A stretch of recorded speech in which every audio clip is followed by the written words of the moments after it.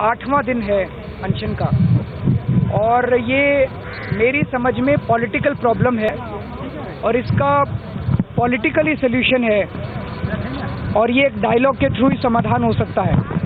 ये टेक्निकलिटीज़ में बातों को डालने से इसका समाधान नहीं हो सकता।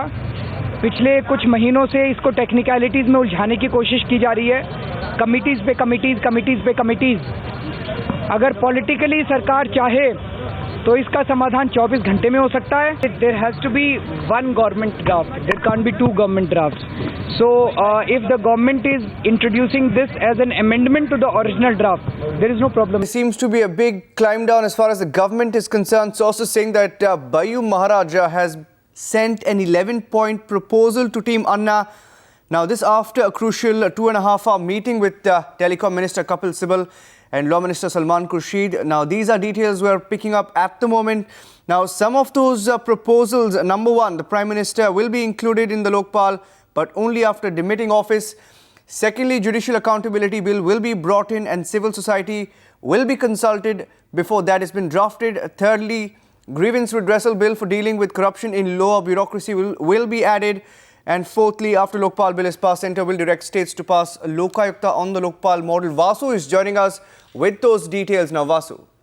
Well, of course, these are part of an 11-point proposal that's in fact been sent by Pandit Bayu Maharaj to Team Anna at this point of time. The proposal, of course, on its way to Team Anna. 11 points, of course, out of which 5 that you've just, in fact, noted at this point of time including, in fact, the Prime Minister within the ambit of the Lokpal Bill, but only after he demits office. Apart from others, bringing in a Judicial Accountability Bill, a Grievance Redressal Bill to really deal with corruption in the lower bureaucracy of the government.